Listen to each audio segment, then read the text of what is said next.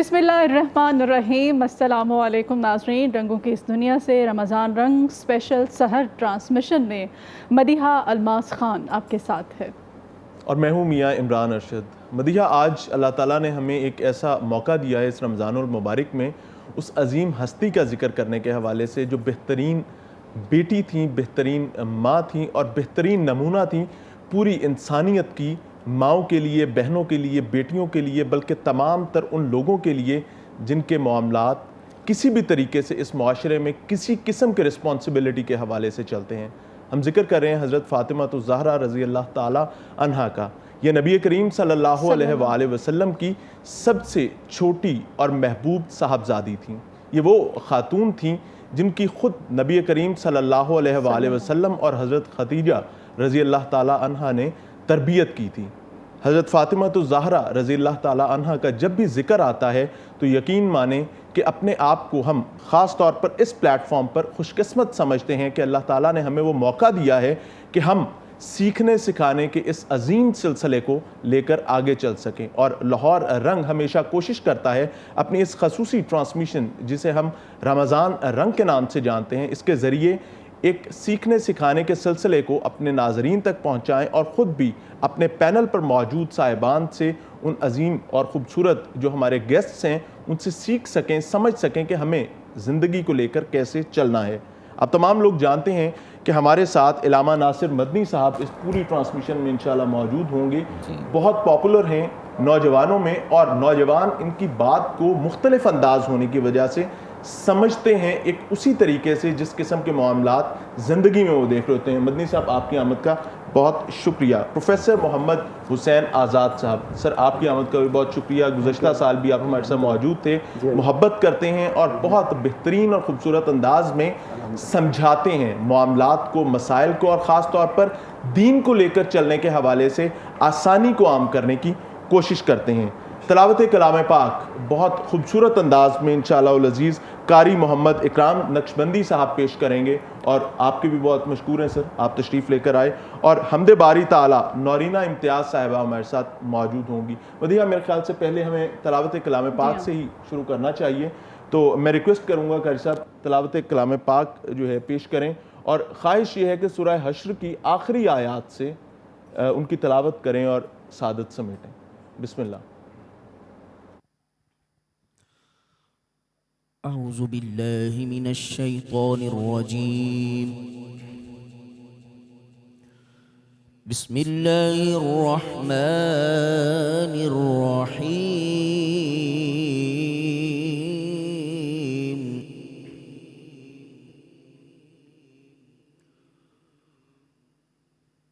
ला यस्तवी अस्हाबुन नारी व अस्हाबुल जन्नह।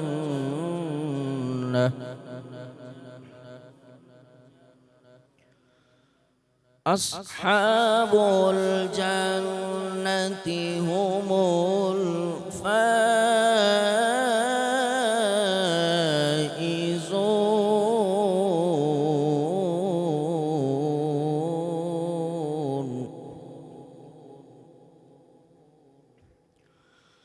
लौ अंज़लना हाज़ल क़ुरआन अला जबलिन लरअयतहु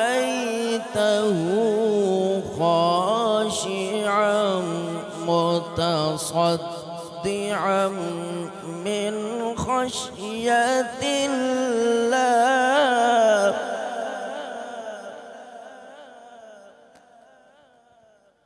वतिल्कल अम्सालु नज़रिबुहा लिन्नासि लअल्लहुम यतफक्करून।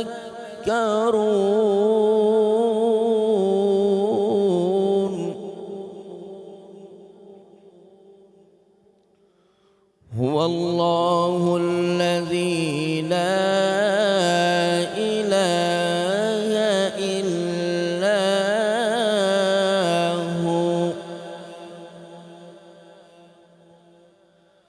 عالم عالم الغيب والشهادة هو الرحمن الرحيم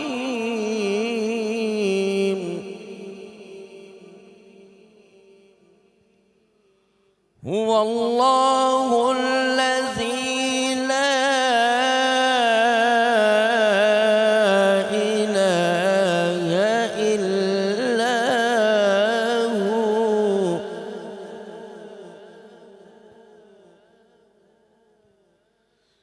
الملك القدوس السلام المؤمن المهيمن العزيز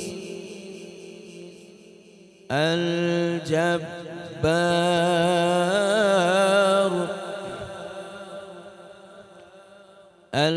المتكبر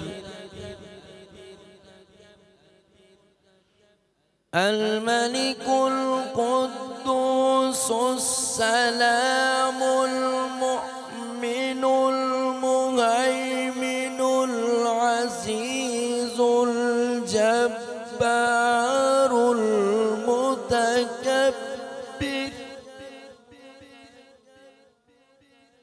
سبحان الله عما يشركون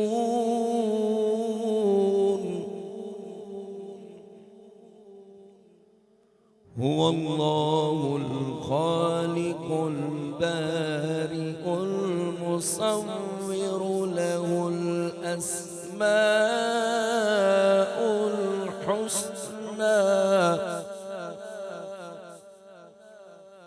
يسبح له ما في السماوات والأرض وهو العزيز الحكيم